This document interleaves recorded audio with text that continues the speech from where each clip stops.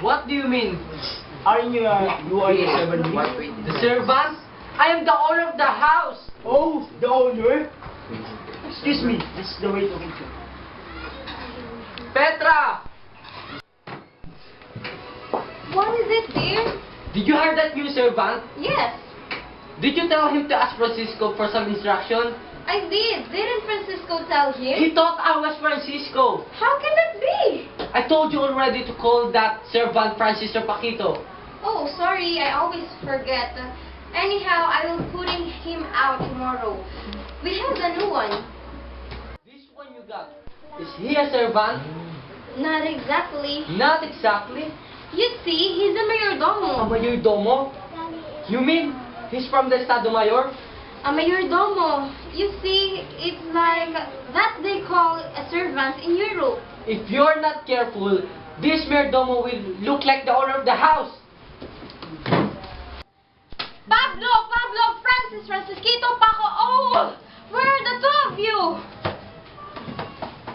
Yes, senora. Where's Francis? Oh, Francis? Oh, you mean the muchacho? All right, huh?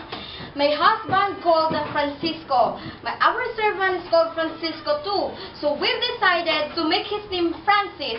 Now don't you ever make that mistake again, all right? Alright, senora. Why don't you start working?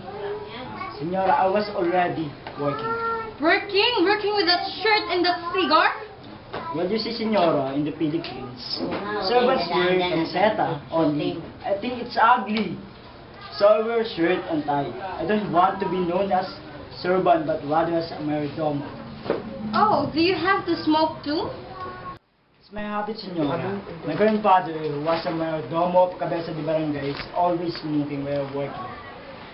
What your grandfather did is none of my business, but I won't allow you to smoke a cigar during your working hours and when you're about in the house. Do you understand? Yes, senora. Now go back to the kitchen and wash the dishes.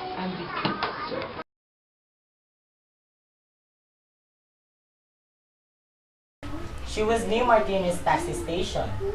What are you doing there at the taxi station? Trying to get a taxi on credit, I suppose. Did you get it? Get what? The taxi! No. Anyhow, it's Fred's mother. What about her? She says she was coming today. What for? She didn't tell me. Fred's mother? You mean the young fellow Nena went out with last night?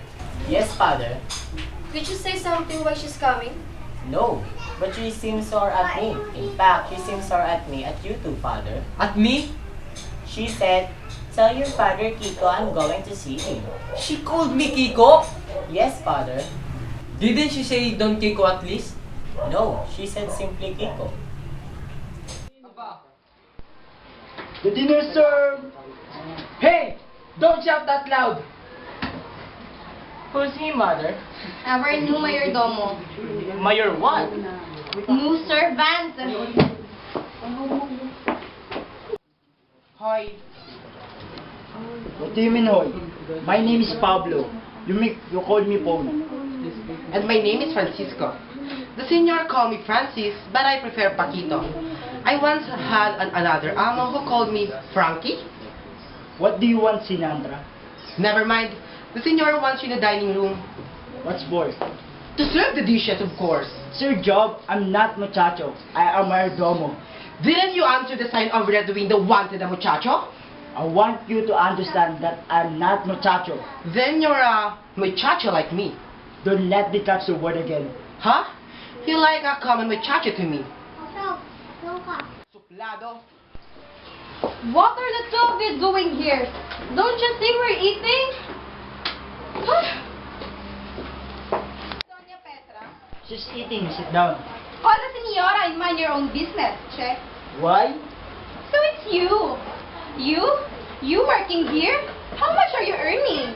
I am not muchacho. I am mayordomo. After treating you so well as a muchacho at home, now you come here to work without even leaving me a farewell note? Che. Mayordomo, mayortonto. Che. You may go, Paul. Paul? Good morning. wanted to see me? Yes, you and Petra. Oh, what's down? No, I rather remain standing. Check. This is your son, Fred? I imagine. Don't imagine. He's my son. Oh, so he is your son.